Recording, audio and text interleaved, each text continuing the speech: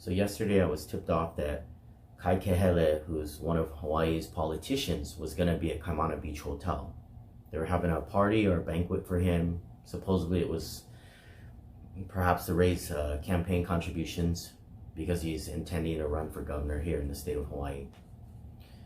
I waited outside the hotel for about 3.5 hours. I was able to capture some video and some footage of him.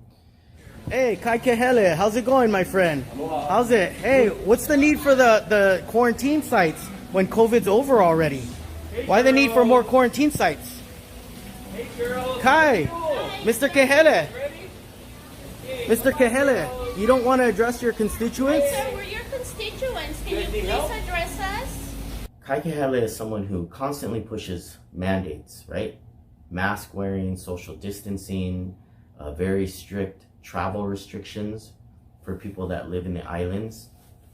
Yet this man himself wasn't even following social distancing mandates or measures or precautions. Wasn't even wearing a mask when speaking with, in excess of 40 people.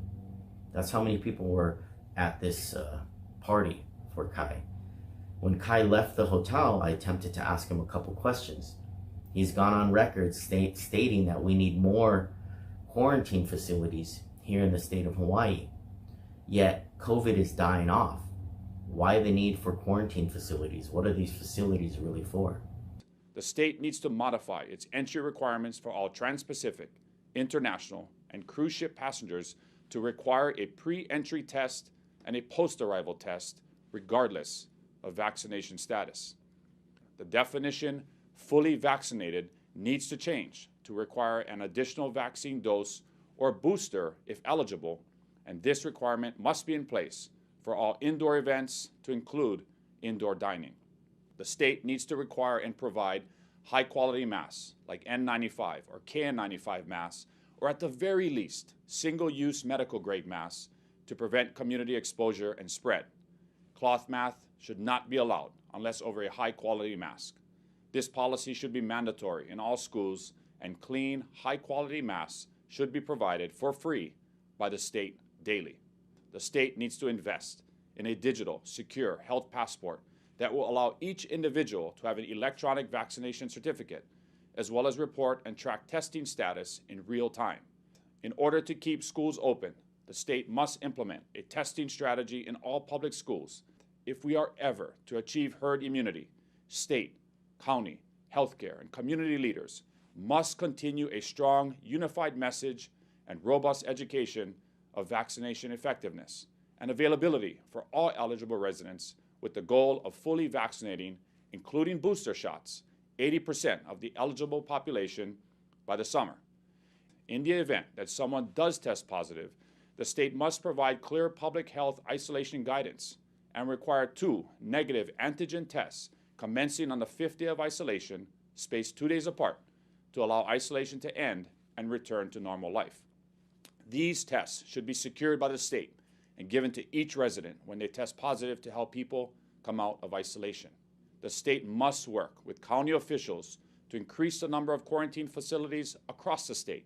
Many of our residents are sharing crowded apartments or living with multiple generations under one roof, where isolation at home is not possible.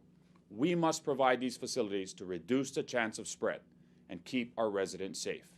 We are in this together. He wouldn't answer any of my questions. He completely ignored me. So because I wasn't one of his friends or I wasn't his campaign contributors, he wasn't going to talk to me. He wasn't going to answer any of my questions. I also asked him why the need for indoor mask mandate. Other states are already doing away with it. Yet here in Hawaii, we still have an indoor mask mandate. He himself was indoors with excess of 40 people, was not even wearing a mask.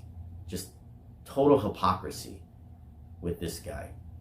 He wouldn't answer that question either. So he ran off. He hid behind his 2 daughters, his 2 kids. It's unfortunate that the kids were involved, but everyone was respectful other than just asking him questions. We, the people of Hawaii, we can ask questions. If we have concerns, it's these politicians' obligation to address our concerns. They don't want to do that. Lieutenant Governor Green, Ige, Mayor Blangiardi, KAI KAHELE, they run. They cower.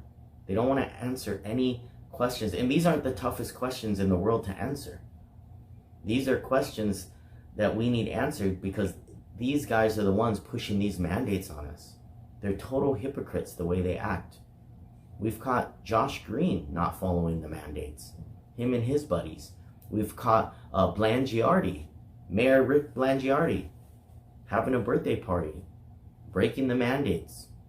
These guys, the rules don't apply to them. The rules only apply to people that they think are beneath them, and that's unfortunate because we're not beneath them.